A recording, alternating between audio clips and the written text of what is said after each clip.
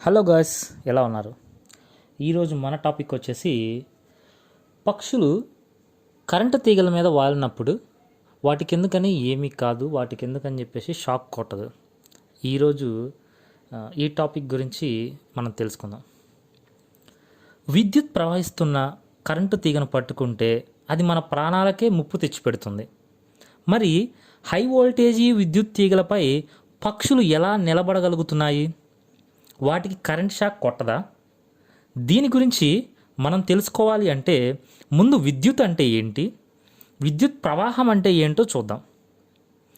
విద్యుత్ లేదా విద్యుత్ శక్తి అనేది ఒక వాహక మధ్యఛదం గుండా ప్రమాణ కాలంలో ప్రవహించే ఎలక్ట్రాన్ల ప్రవాహం. దీనిని ఆంపియర్ అనే యూనిట్లలో కొలుస్తారు. ఒక కులుంబ్ ఆవేశం ఒక సెకను కాలంలో ఒక వాహక మధ్యఛదం దాటితే ఆ ఆంపియర్ విద్యుత్ ప్రవహిస్తుంది అని అంటాం. విద్యుత్ ప్రవాహం ప్రమాణం ఆంపియర్ లేదా కులుంబ్ పర్ సెకండ్గా మనం చూస్తూ ఉంటాం.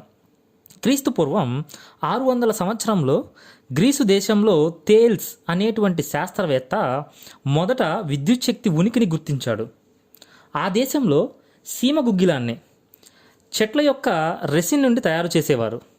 ఆ గుగ్గిలాన్ని పిల్లి చర్మంతో రుద్దినప్పుడు ఆ పదార్థం చిన్న చిన్న తేలికైన వస్తువులను ఆకర్షించుటను గమనించాడు. గ్రీకు భాషలో ఏంబర్కు మరి ఒక పేరు ఎలక్ట్రాన్. అందువలన ఆ ఆకర్షించే ధర్మమును ఎలక్ట్రిసిటీ అని పిలిచారు.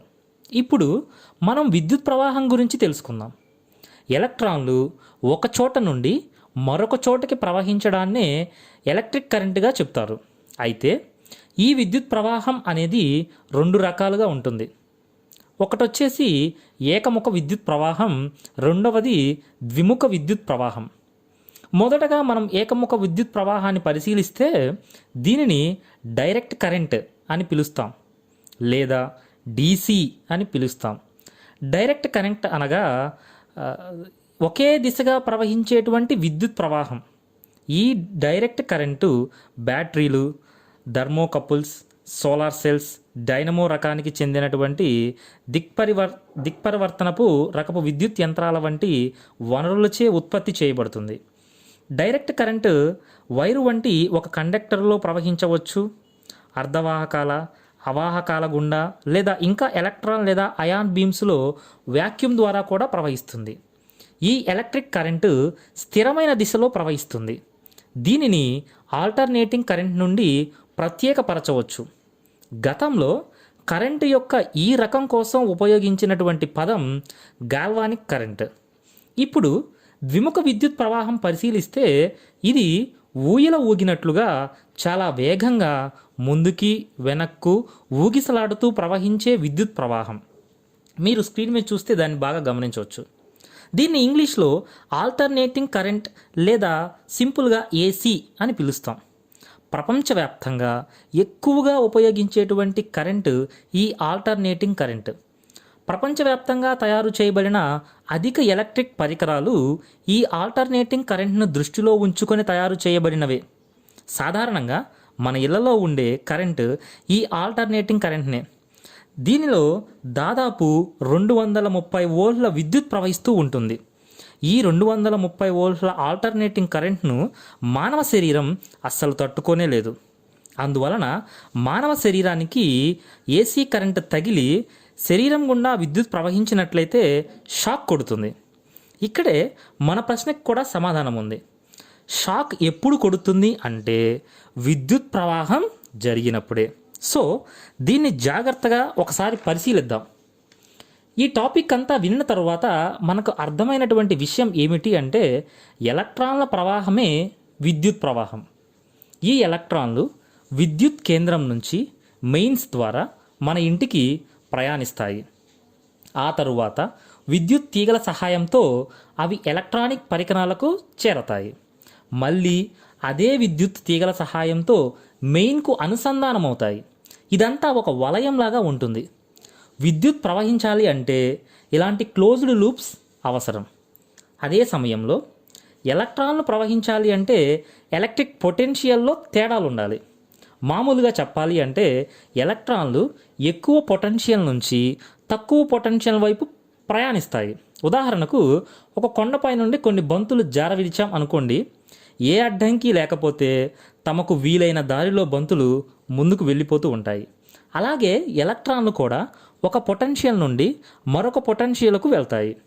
ఈ అంశంపై మసాచుసెట్స్లోని ఫిలిప్స్ అకాడమీ పరిశోధకురాలు రాన్బెల్సన్ లోతైన పరిశోధన చేశారు. ఈ పరిశోధనలోని వివరాల ప్రకారం ఇప్పుడు ఒక పక్షి విద్యుత్ వైర్ పైన నిలబడి ఉంది అనుకుందాం. అప్పుడు దాని 2 కాళ్ళు ఒకే ఎలక్ట్రిక్ పొటెన్షియల్లో ఉంటాయి. అందుకే ఎలక్ట్రాన్లు పక్షి శరీరం నుండి ప్రవహించవు. అంటే ఎలక్ట్రాన్లు ప్రవహించకపోతే అక్కడ కరెంట్ లేనట్లే. అప్పుడు పక్షికి ఏమీ కాదు. ఒకవేళ పొరపాటున మరొక విద్యుత్ తీగను పక్షి తాకితే, తగిలితే, ముఖ్యంగా ఆ తీగ భిన్నమైనటువంటి ఎలక్ట్రిక్ పొటెన్షియల్ కలిగి ఉంటే అప్పుడు ఎలక్ట్రాన్ల ప్రసరణకు మార్గం సుగమం అవుతుంది. ఫలితంగా పక్షి శరీరంలోంచి విద్యుత్ ప్రవహించి అది మరణిస్తుంది. ఉదాహరణకు గబ్బిలాలు వంటి పెద్ద రెక్కలు గల పక్షులు విద్యుత్ తీగలపై వాలిన తరువాత అవి రెక్కలు చాస్తే పక్కన ఉన్నటువంటి తీగలకు తాకి విద్యుత్ ప్రవాహం జరిగి మరణిస్తాయి. మరోవైపు విద్యుత్ తీగలను ఆసరా ఇచ్చేటువంటి స్తంభాలపై పక్షులు నిలబడటం చాలా ప్రమాదకరం. ఎందుకంటే ఆ స్తంభాన్ని భూమిలో పాతిపెట్టి ఉంచుతారు కాబట్టి దానికి తక్కువ ఎలక్ట్రికల్ పొటెన్షియల్ ఉంటుంది. ఇప్పుడు పక్షి ఆ పోల్ మీదకు వచ్చి పొరపాటున ఏదైనా తీగను తాకితే వెంటనే విద్యుత్ ప్రసరణ జరిగి హై వోల్టేజీ వైర్ నుంచి పొటెన్షియల్ పోల్కు పక్షి శరీరం ద్వారా ప్రవహిస్తుంది. మనుషులకు కూడా కరెంట్ షాక్ ఇలానే కొడుతుంది. మనం దాదాపుగా భూమిపై నిలబడి ఉంటాం.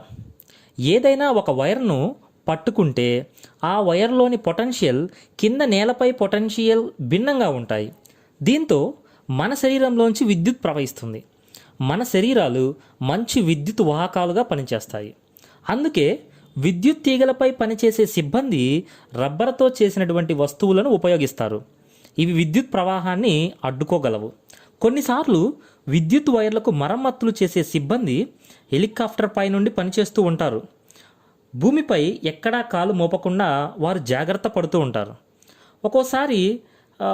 ఒక్కసారి ఒక విద్యుత్ వైర్ను మాత్రమే తాకేలా వారు జాగ్రత్తలు తీసుకుంటూ ఉంటారు. So this is the total information about the electricity and why birds are not affected by current. So ఈ టాపిక్ మీకు అర్థమైంది అనుకుంటాను. నెక్స్ట్ ఇంకొక మంచి టాపిక్తో మీ ముందుకు వస్తాను. Please subscribe this channel and this is your Pavan Nanda.